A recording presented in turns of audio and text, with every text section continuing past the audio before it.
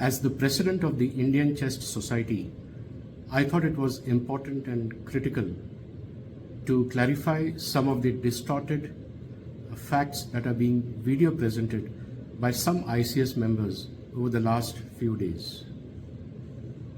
The Indian Chest Society is the largest respiratory society of our country.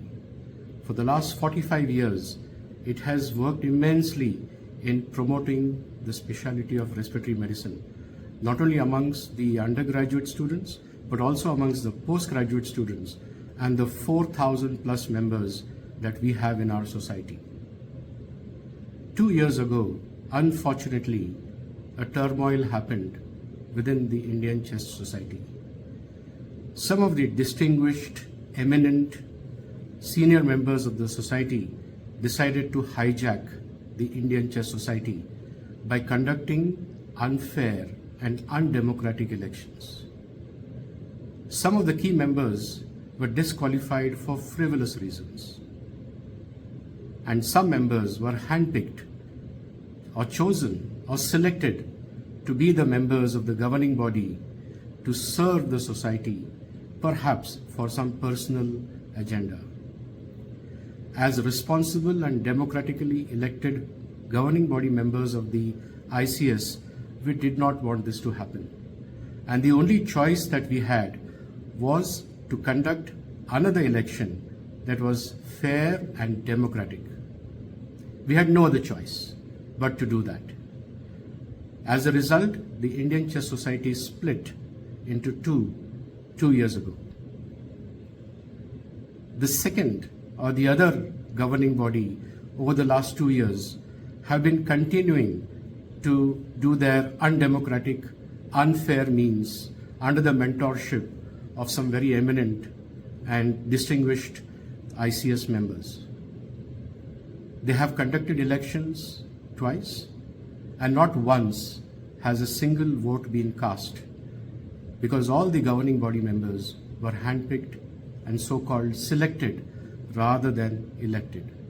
Even the latest elections that took place about a week ago, not a single vote was cast.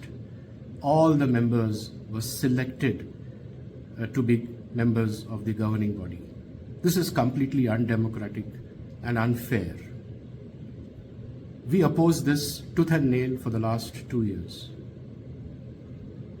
More recently, the other governing body seems to have split. Some of the members have walked out of the society. Some of the members have been asked to leave. And there are some of these disgruntled members who had to leave the other governing body, have now started becoming the saviors of the society by taking high moral ground and saying that we now need to be united. We now need to be one. We now need to be one single Indian Chest Society. What were these people doing when they were a part of the same governing body? They could not influence their own president to take back away the cases. They could not influence their own members to submit the financial reports or the audit reports of the NAPCON that was held last year in Hyderabad. Those were the only two demands that we had for us to want to come together. Sadly, that did not happen. And some of these disgruntled members are now so-called started becoming the saviors of the Indian Chess Society. Who doesn't want a single Indian Chess Society? We all want it, but we want it to happen in a proper manner. What have the other governing body members done in the last 2 years? I can't think of anything creative that they have done. I do not need to boast, but over the last 2 years, we have been working very hard behind the scenes, uplifting the objectives and the standards of the Indian Chess Society. Be it the webinars that we have conducted almost every 15 days for the postgraduate students, as well as the practicing pulmonologists, be it the Lung India, be it the Respire newsletter, or be it the travel awards that we have given to some of the young, dynamic postgraduate students of respiratory medicine to attend the European Respiratory Society Congress and the American Thoracic Society Congress. We have worked tirelessly over the last 2 years to uplift the objectives of the society. We were very worried when the need for a Department of Respiratory Medicine was removed as a necessity for undergraduate training. And we have been working immensely hard to make sure that the Department of Respiratory Medicine is reinstated as a necessity for undergraduate medical students. It is an important specialty for undergraduate education. We are also worried that the MD in respiratory medicine is likely to be removed by the government.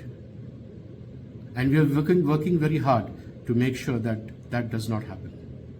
Who are the people who have been working behind this to remove the need for a respiratory medicine for undergraduate training? Who are the people who are supporting the withdrawal of the MD respiratory medicine as a specialty? Who are these people who are driving it? Are these some of our own ICS members? I hope I'm wrong if I believe that it is probably some of our own members who are driving this agenda. We both want to come together. Both the groups want to come together. But as I said, there has to be a proper way to do that. The constitutional norms have to be followed if we have to dissolve both the governing bodies and come together. It is not easy to do that. We will all need to go to the Charity Commissioner, submit that all the members are withdrawing as members of the two governing bodies. Then only the constitutional norms can be fulfilled. It is not easy for us to just come together and say, okay, we are now coming together and let's form one single body. Because both the cases have gone to the court.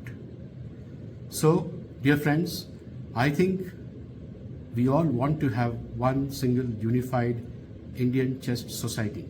It is important. It is important for the society. It is important for the members. But we must not lose the fact that it has to be done in a proper, democratic, constitutional manner. And that's what we are aiming for. I hope we will have all your support to make this happen. Thank you.